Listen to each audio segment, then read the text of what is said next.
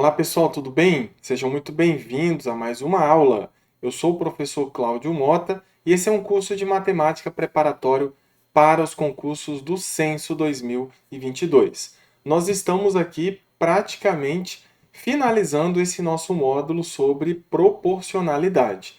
Talvez você esteja se perguntando, mas como assim? Está terminando o módulo? E o que foi visto anteriormente? Para você que não acompanhou, ou para você que não está inscrito nesse curso, nós começamos falando sobre razão. Razão tem muito a ver com fração. Só que na fração nós temos numerador e denominador. Na razão nós temos antecedente e o consequente. Mas praticamente nós estávamos falando sobre fração, porque nós fizemos operações, nós encontramos razões equivalentes, assim como nós fazemos também lá nas frações. Não é verdade? Depois das razões, nós falamos um pouco sobre as proporções, que nada mais é do que uma igualdade entre duas razões. Em seguida, nós falamos sobre a propriedade fundamental das proporções, que nada mais é do que o produto dos meios é igual ao produto dos extremos. Ou seja, a gente multiplica cruzado ali nas proporções. E aí nós acabamos que nós vimos bastante coisa sobre álgebra, sobre equação do primeiro grau, que nós já vimos isso nos módulos anteriores.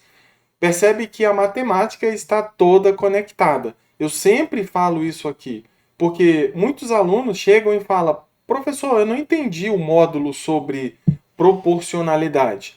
Só que esse módulo de proporcionalidade ele está altamente conectado com tudo que nós vimos anteriormente, com fração, com número decimal, com porcentagem, porque uma razão pode ser escrita na forma de porcentagem, número decimal ou na forma de fração mesmo, irredutível. Enfim, tudo isso está relacionado. Na sequência, nós vimos números diretamente proporcionais, depois nós falamos sobre números inversamente proporcionais, e aí nós falamos um pouco sobre a constante de proporcionalidade, que é um valor fixo, né? Já que o nome já diz tudo, é uma constante, é um valor fixo que nós encontramos em todas as razões daquela proporção. Isso vale tanto para os números diretamente quanto inversamente proporcionais. Na sequência, nós insistimos em falar um pouco mais sobre grandezas diretamente e inversamente proporcionais. Então, se você aprendeu bem o que são números diretamente e inversamente proporcionais, as grandezas nós apenas formalizamos, porque grandeza é tudo aquilo que pode aumentar ou diminuir de valor. Basicamente é um valor numérico, que pode aumentar ou diminuir de valor. E aí as grandezas, nós falamos sobre isso, as grandezas possuem unidades de medida. São coisas diferentes. Unidade de medida é uma coisa e a grandeza é outra. Eu uso a unidade de medida para formalizar ali o meu número. Eu não posso falar 10. 10 o quê? 10 metros? 10 quilômetros? 10 decímetros, centímetros, milímetros? Então, tem que estar relacionado com uma unidade de medida. Se eu falo de tempo, eu estou falando 10 minutos, 10 segundos, 10 semanas, 10 anos, certo? Então, as unidades de medida, elas estão relacionadas com as grandezas. E é muito importante que a gente coloque tudo na mesma unidade de medida, certo? E, lógico, hoje nós vamos falar sobre regra de 3, que tem tudo a ver com o que nós vimos até agora, sobre razão, proporção, números diretamente proporcionais, inversamente, tudo. Sobre as grandezas, principalmente, certo? E aí eu trouxe para vocês aqui dois exemplos para a gente resolver. Lógico, professor, você trouxe aqui todas as situações? Não, eu não trouxe todas, não dá para trazer todas. São milhares de situações, porque resolver um problema de regra de 3 é resolver um problema, certo? Um problema do nosso cotidiano, por exemplo. Tem muitas situações do nosso cotidiano que envolvem regra de 3, certo? Então, eu vou compartilhar a tela para a gente fazer dois. Eu trouxe duas situações para a gente tentar resolver aqui. Agora, eu trouxe também uma atividade contendo pelo menos uns 6 exercícios de regra de 3 simples, certo? Eu vou compartilhar a tela para a gente iniciar a nossa aula. Já peço para você deixar o teu like se você estiver gostando desse vídeo ou gostando desse curso. Deixa o teu like, faça um comentário. Para você que chega agora, seja muito bem-vindo, seja muito bem-vinda. Faça a tua inscrição não só no curso, mas também no nosso canal, certo? Vamos lá? Vamos começar? Muito bem. Então, vamos começar da seguinte forma. Nós estamos falando de regra de 3 simples. Existe a regra de 3 composta também. A regra de 3 simples é o seguinte. Basicamente, nós temos duas grandezas. E aí, dessas duas grandezas, nós temos 3 informações. 3. E eu vou em busca de uma quarta informação. Certo? Então, essa é a ideia da regra de 3 simples. Eu tenho duas grandezas. Cada grandeza tem duas informações, né? Cada grandeza tem duas. Só que, na verdade, o problema te dá 3. E você tem que descobrir a quarta informação.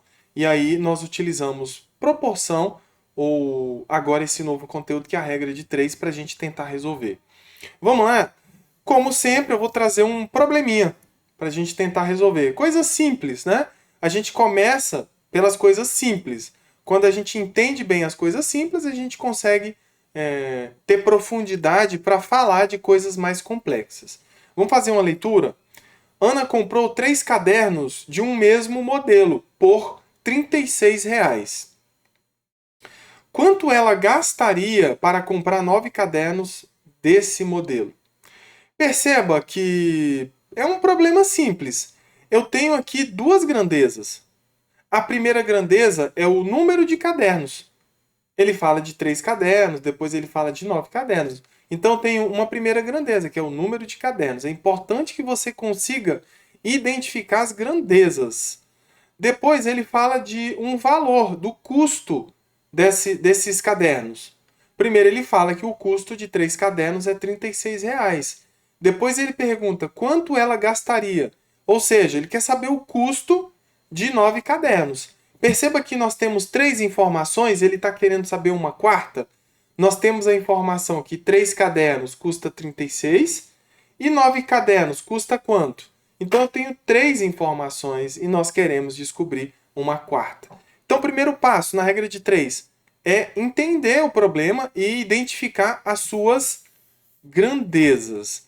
E lógico, as nossas grandezas são quantidade de cadernos e o preço, que é o custo, em reais. Perceba, a unidade de medida aqui está em reais. Ah, mas é lógico que é em reais. Não, não é lógico. Isso para quem está tendo uma visão um pouco mais limitada. Podia ser o preço em qualquer outra coisa. O preço em dólares, certo? Em euros, ou em qualquer outra moeda, ou em qualquer outra situação, certo? Então, tem que aparecer, tem que estar bem especificado a unidade de medida da grandeza. Ah, professor, mas o número de cadernos não está sendo mencionado aqui. Mas esse aqui é mais óbvio. Por quê? Porque eu estou falando de número de cadernos, é uma quantidade de cadernos. Então, o caderno só pode ser uma quantidade inteira. E além de ser inteira, tem que ser positiva. Então, nós estamos falando aqui de números naturais. Porque os números naturais você utiliza para representar quantidades. Não é verdade? 0 cadernos, 1 caderno, 2 cadernos, 3 cadernos e assim por diante. Então, qual que é a unidade de medida? É o conjunto dos números naturais, aqui para a quantidade de cadernos, tá? Muito bem. Agora, por que da tabela? A princípio, nós vamos resolver colocando uma tabela, certo? Pelo menos nesses dois problemas. Para você entender, para tornar a coisa um pouco mais didática, um pouco mais organizada. Depois, lógico, na tua prova, você não precisa criar uma tabela. Agora, sugiro que nas atividades que eu vou sugerir para você, lá na plataforma, que você use o caderno. Que você use o teu caderno e faça a tua tabela, certo? Para você organizar, para você assimilar, para você ter mais profundidade no que você está falando e no que você está fazendo. Então, vamos lá, vamos ver uma coisa aqui. Primeiro, nós temos uma informação, que Ana comprou 3 cadernos, então vamos colocar aqui 3 cadernos de um mesmo modelo por R$ 36. Então, 3 cadernos, R$ 36. Essas informações estão na mesma linha, porque elas são coerentes. Elas estão conectadas. Logo em seguida é informado o seguinte, que quanto ela gastaria. Então, eu não sei quanto que ela gastaria. Então, nós vamos chamar de X ou qualquer outra letra do nosso alfabeto. Quanto ela gastaria para comprar 9 cadernos? Então, eu sei que 3 cadernos custa 36. E 9 cadernos custa quanto? Não sei. É um valor desconhecido. Perceba que nós temos 3 informações bem específicas e bem definidas, e nós estamos em busca de uma quarta, que é o preço de 9 cadernos, que é o valor de X aqui dentro desse problema, certo? Agora é o seguinte, pensa comigo, nós estudamos lá atrás que as grandezas elas podem ser diretamente ou inversamente proporcionais. Eu vou sugerir uma coisa aqui para você. Onde está o nosso valor desconhecido? O nosso valor desconhecido está na grandeza preço. Então, eu vou adotar uma seta ou para cima ou para baixo. Tanto faz a minha seta. Eu vou adotar a seta para cima. Ah, professor, o que significa seta? E seta para cima? A ponta da seta indica quem é o numerador ou o antecedente da minha proporção. Que, na verdade, eu vou criar uma proporção aqui. Então, o que está acontecendo? Na minha proporção, o 36 está no antecedente e o x está no consequente, certo? Então, o que nós vamos fazer aqui com a outra grandeza? Nós vamos usar o nosso senso comum para verificar se essas grandezas são diretamente ou inversamente proporcionais. Vamos lá. Presta atenção aqui nas minhas mãos. Quando aumenta a quantidade de cadernos, o que vai acontecer com o custo? Vai aumentar também. Quando eu reduzo a quantidade de cadernos, vai acontecer o que com o custo? Vai reduzir também. Outra coisa, por exemplo, se eu dobro a quantidade de cadernos, vai dobrar a quantidade do custo. Se eu reduzo pela metade, vai reduzir o custo. Perceba que quando uma grandeza aumenta, a outra aumenta, e quando uma diminui, a outra diminui. Então significa que as grandezas estão na mesma direção. Então isso significa que as setas, elas devem estar na mesma direção. Tá, tudo bem, como eu falei, a ponta da seta indica quem é o antecedente. E o outro, lógico, vai ser o consequente. Então, o que eu vou montar aqui? Que 3 está para 9, assim como 36 está para x. Veja que a ponta da seta indica que o 3 e o 36 são os antecedentes da minha proporção. Agora, o que eu faço? Lembra lá da propriedade fundamental das proporções? O produto dos extremos é igual ao produto dos meios. Então, 3 vezes x é igual a 9 vezes 36. Ah, professor, eu não quero multiplicar 9 vezes 36. Ótimo, eu também não vou multiplicar. Eu vou simplesmente escrever novamente 9 vezes 36. Por quê? Porque esse 3 que está multiplicando, ele passa dividindo. E eu posso simplificar o 9 e o 3. O 3 por 3 dá 1 e o 9 por 3 vai dar 3. Ok? Agora a gente consegue fazer com mais segurança. Vamos lá. 3 vezes 36 é mais fácil. 3 vezes 6 é 18. 3 vezes 3 é 9, mais um que subiu, 10. E esse 1 aqui embaixo. Precisa colocar o número 1? Não, não precisa. 108 dividido por 1 é igual a 108. Então, Ana gostaria de comprar... Não, Ana... quanto ela gastaria para comprar 9 cadernos desse modelo? Então, Ana gastaria 108 reais para comprar 9 cadernos. Perceba que eu tinha 3 informações e eu descobri agora a quarta, que é a quantidade de dinheiro, de reais, que ela tem que desembolsar para pagar pelos 9 cadernos. Certo? Então é isso. Nós descobrimos aqui o resultado da primeira situação. Vamos para a segunda situação. Olha só, o que nós temos aqui?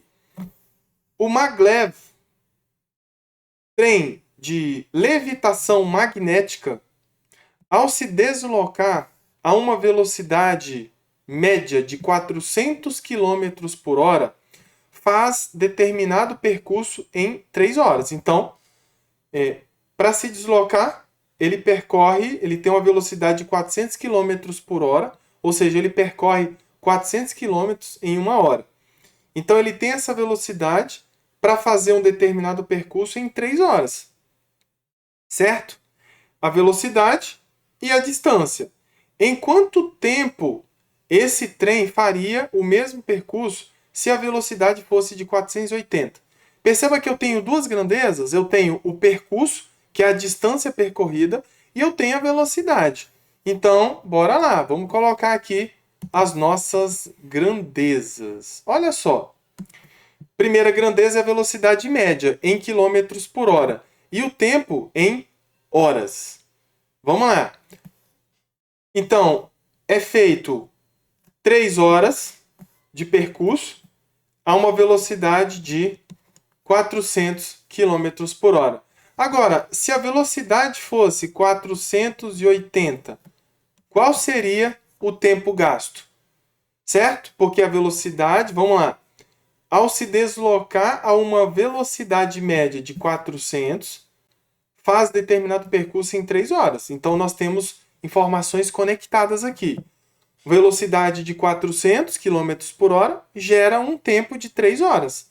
Depois, ele fala assim, em quanto tempo, então eu não sei o tempo, por isso que eu chamei ele de X, em quanto tempo esse trem faria o mesmo percurso, isso é importante, se a velocidade fosse de 480. O percurso é o mesmo, eu não posso alterar. O percurso é o mesmo. Quanto tempo que eu vou gastar, só que agora eu aumentei a velocidade? Presta atenção. Se eu aumento a velocidade, o tempo vai reduzir. Eu estou indo mais rápido. Se eu diminuo a velocidade, o tempo vai aumentar. Perceba que as grandezas são inversas. Quando uma aumenta, a outra diminui, e quando uma diminui, a outra aumenta. Essas grandezas são inversamente proporcionais. Agora, o que nós vamos fazer? Eu vou adotar mais uma vez a seta para cima, certo? Agora nós já sabemos que as grandezas são inversamente proporcionais. Se elas são inversamente, então eu não posso colocar setas na mesma direção. Você percebe o que eu fiz aqui? Ó? Quando uma grandeza aumenta, a outra diminui. As grandezas estão em direções opostas. Quando uma aumenta, a outra diminui. Quando uma diminui, a outra aumenta. Então elas estão assim, ó. Então a seta tem que ser para baixo. Certo? E mais uma vez, a ponta da seta indica quem é o numerador. Quem é o numerador aqui nessa grandeza? É o 480. Quem é o numerador aqui? Numerador não, perdão. O antecedente é o 3. Então, nós podemos escrever assim, ó. Aqui eu posso colocar que 480 está para 400. Por quê? O antecedente é o 480, porque a ponta da seta indica quem é o antecedente, é o 480. E, por consequência, o 400 é o consequente. Então, bora lá. Aqui eu vou falar que 3 está para x. Muito bem. Montou a proporção? Agora, vai lá. Multiplica cruzado.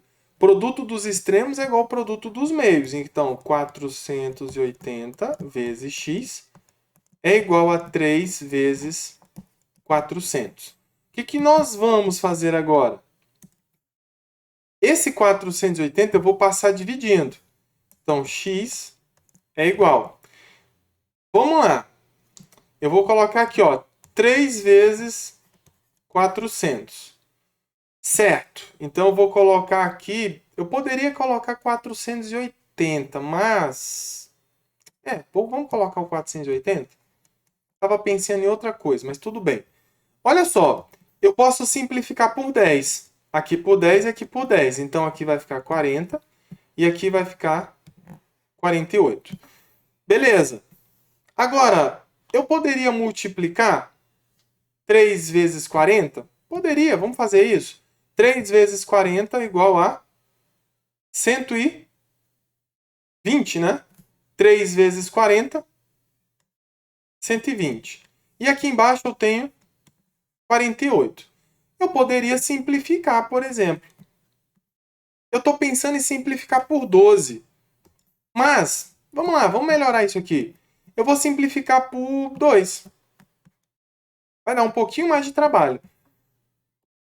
120 por 2 vai dar 60 e 48 por 2 vai dar 24.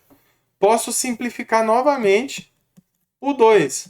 Você vai simplificar até você se sentir confortável para chegar num resultado. 60 por 2 é 30 e 24 por 2 é 12.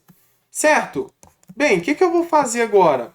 Eu poderia simplificar direto, mas eu vou pegar o 30 e vou dividir por 12. Certo? Perceba que 2 vezes 12 é 24. Sobra 6. Não dá para dividir mais, não tem nada para descer. Então, coloca uma vírgula aqui e um zero aqui.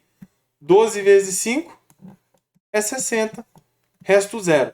Então, 2,5 horas. Certo? Isso aqui é 2 horas mais... Opa! Mais meia hora. Certo? E aí o que acontece? Eu tenho 2 horas e agora eu estou mudando de unidade. Perceba, eu estava utilizando o nosso sistema de numeração decimal. Só que eu estou falando de tempo agora. Sistema sexagesimal. Então, meia hora é 30 minutos. Não é verdade? Então tá aqui, ó. Ah, professor, qual que é a resposta correta? Depende do que a banca vai pedir. Se for uma questão aberta, como é esse caso aqui, tá aqui, ó. 2,5 horas é uma resposta. Certo? Tá aqui, ó. Ah, ele quer uma resposta envolvendo unidade de tempo? Tá aqui, ó. 2 horas e 30 minutos. Você tem que saber fazer as duas coisas. Em decimal, tá aqui, ó, 2,5 horas. Utilizando o sistema de medida de tempo, sexagesimal, 2 horas e 30 minutos. Ok? Então é isso. Eu trouxe para vocês aqui 2 probleminhas envolvendo regra de 3 simples. Agora, lá na plataforma, você vai ter alguns exercícios envolvendo esse conteúdo. E na sequência, eu volto fazendo a resolução dessa atividade. Um abraço e até a próxima!